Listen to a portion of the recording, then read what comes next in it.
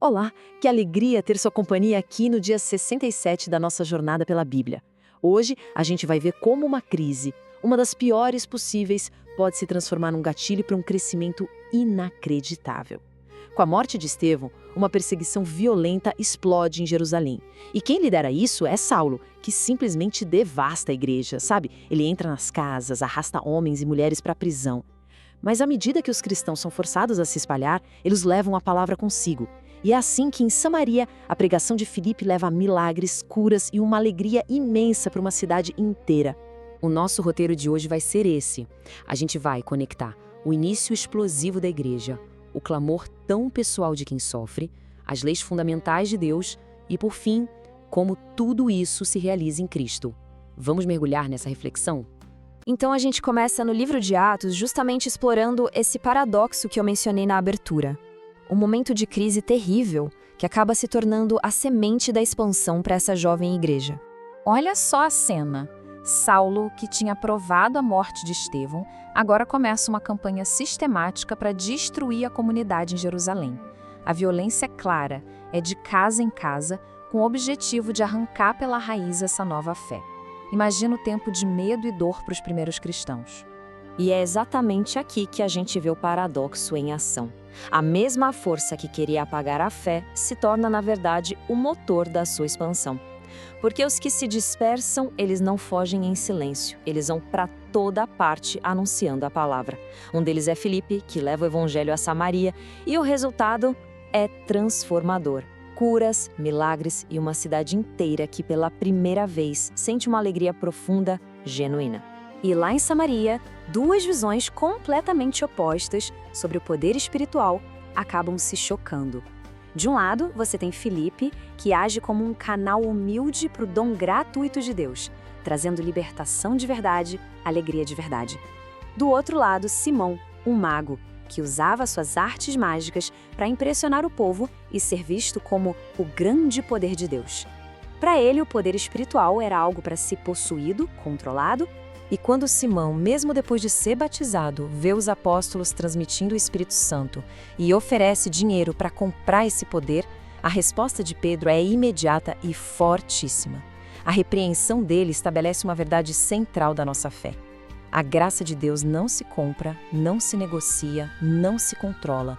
Ela só pode ser recebida com um coração humilde e puro. O Espírito Santo definitivamente não é uma mercadoria. Depois de ver a perseguição que a comunidade enfrentou, a gente agora mergulha na experiência individual dessa aflição. A gente se volta para aquele clamor que vem de dentro, pessoal, emocional, que a gente encontra lá no Salmo 69. Essa é a oração nua e crua, urgente de alguém que está numa angústia profunda. É um grito que ecoa o que os fiéis em Jerusalém devem ter sentido, um pedido de socorro imediato, sem rodeios. É a confiança de que mesmo no meio do caos, existe alguém para quem a gente pode clamar. O salmista, de um jeito muito humano, consegue manter duas realidades ao mesmo tempo. Existe um pedido de justiça contra quem ataca, um desejo de que os planos ruins fracassem. Mas, em total contraste, existe também uma bênção para todos que buscam a Deus, um desejo de que eles encontrem alegria e exultação. Isso aqui ilustra de forma brilhante uma verdade muito profunda. A oração não termina com uma solução mágica, mas com uma declaração de total dependência de Deus. O salmista se reconhece pobre e desvalido e simplesmente pede: Senhor, não demore. Isso nos ensina que o grito mais curto e honesto do nosso coração já é uma oração completa, já é o suficiente. Essa dependência total de Deus que a gente viu no Salmo, ela não acontece no vácuo, sabe? Ela funciona dentro de uma estrutura maior de relacionamento que Deus estabeleceu com seu povo. E a gente encontra essa estrutura lá em Levítico, a grande escolha da aliança. Deus coloca diante de Israel uma escolha muito clara, com consequências diretas. A obediência à aliança, que é um caminho de relacionamento, leva a vida e a bênção em todas as áreas, da colheita à segurança e culmina na presença íntima de Deus. Já a desobediência, por outro lado, leva a consequências que vão crescendo, que são o resultado natural de se afastar da fonte da vida. O ponto central aqui é a seriedade de se afastar de Deus. As consequências não são arbitrárias.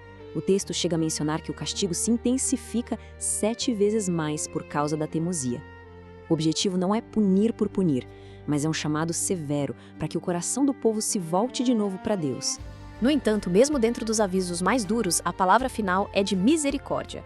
Deus promete que mesmo no exílio, no ponto mais baixo da desobediência, Ele não vai quebrar a sua aliança. A fidelidade de Deus é sempre mais forte que a nossa infidelidade. A misericórdia sempre tem a última palavra.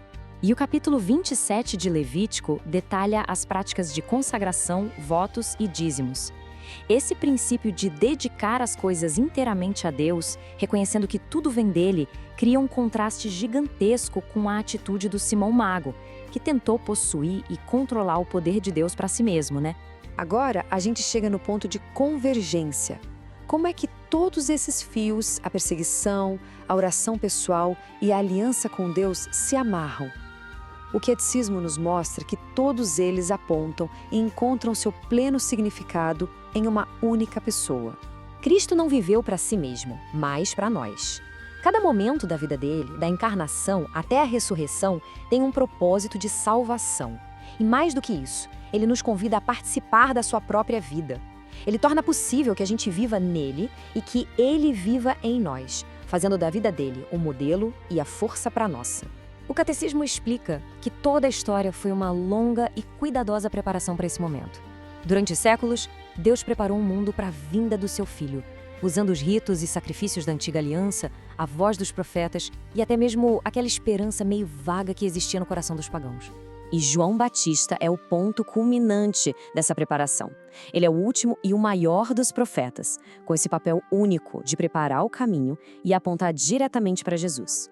Assim como aqueles cristãos dispersos prepararam o caminho em Samaria com a pregação deles, João Batista preparou o caminho para o Senhor com a sua vida, seu batismo e, por fim, seu martírio.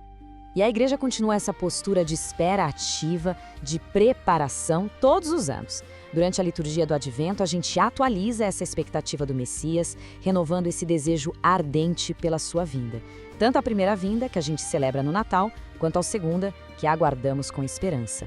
Então, para a gente resumir a nossa jornada de hoje, vimos em Atos como a perseguição, de um jeito inesperado, fez a palavra se espalhar. No Salmo 69, aprendemos que o grito sincero de quem está aflito já é uma oração poderosa. Em Levítico, a gente relembrou que a nossa vida é uma escolha constante entre a bênção da aliança e a maldição da autossuficiência. E por fim, com o Catecismo, a gente entendeu que toda a história e a nossa própria vida encontram o seu sentido pleno em Jesus Cristo. Que as leituras de hoje nos inspirem. Amanhã a gente continua essa caminhada juntos no dia 68 de 365. Para não perder a nossa próxima reflexão, se inscreva no canal e ative o sininho para receber cada leitura diária. Até lá!